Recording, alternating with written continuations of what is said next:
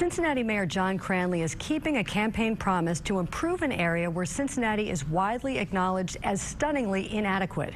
The issue is minority inclusion, and on the Business Courier front page centerpiece this week, why including minority businesses is everybody's concern. Minority-owned firms accounted for just 2% of the money awarded in city contracts in 2013. 45% of the city's population is black. Cranley has made adjusting those uneven percentages a high priority. Within days of taking office in December 2013, Cranley started meetings on how to improve the city's complex contracting process. He convened a council of more than 70 people and 5 subcommittees to study the issue. By fixing it within city government, Cranley and the Economic Inclusion Advisory Council hope the city can build a reputation as a place where minorities are not only included, but flock to do business. Representatives visited Atlanta and Cleveland to study best practices, did their own research, and held 9 meetings before unveiling 36 recommendations earlier this year. Business Courier reporter Chris Wederick wrote this story and joins Business Watch producer Kelly Leon in the studio with more perspective. Chris and Kelly. Thanks, Peg. Chris, thanks for being here. Good story. Thanks for having me. Just to give people some perspective, give me an example of a city contract so we understand what exactly we're talking about. Yeah, sure. I mean, the city needs all kinds of supplies. So, for example, the health department, they're going to need drugs, they're going to need needles, they're going to need various things that doctors who work there need, or nurses.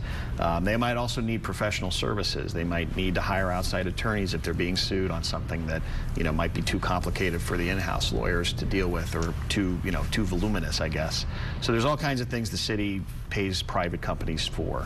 Gotcha. So wide variety of needs. So why are we doing so poorly when it comes to the minority inclusion aspect of this? Well, you hear different answers to this. I mean, basically, some view it as this is business as usual. This is the way that we've always done it. We hire these large, we give these contracts to large firms that the city has previously or always done business with, and they really don't open it up, or they don't think about ways to make it accessible for minority and women-owned businesses. So the headline says that this benefits the entire community. How would a change to this really benefit our area? The mayor and a lot of people involved in this believe that this will set an example. This might be a catalyst for other businesses in the community. If the city can improve its record, maybe they can as well, and it kind of creates a roadmap for them to do so. It's important to note that a lot of the city's large companies that people are familiar with, Procter & Gamble and Kroger, they're members of the $1 Billion Roundtable, which is a group of companies across the country that have spent more than $1 billion with minority or women-owned firms. So big business in Cincinnati, their record is pretty good on this. The hope is that we improve everybody's record. Gotcha. So it's not the private sector we're concerned about here, it's the public sector. Well, to a certain extent. I mean, there's some debate as to whether the private sector is doing enough, but we know that these large companies are leaders, and we hope that can trickle down to the public sector and the smaller private companies as well. Great. Thanks for being here. Read the full article in the print edition. Peg, back to you. All right, Kelly and Chris, thank you. Many of the Economic Inclusion Advisory Council's recommendations are focused on forcing policy change and outreach within city government.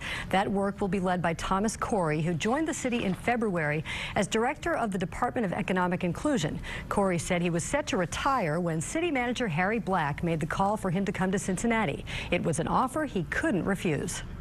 This is fresh canvas. It's all new. You get the chance from what the mayor and the city managers have said is come in, set up a department, and make Cincinnati a city that we can be proud of with regards to inclusion of minority and women-owned businesses. And I get a chance to paint the canvas the way I like, and I kind of like that. Black and Corey previously worked together for the city of Baltimore.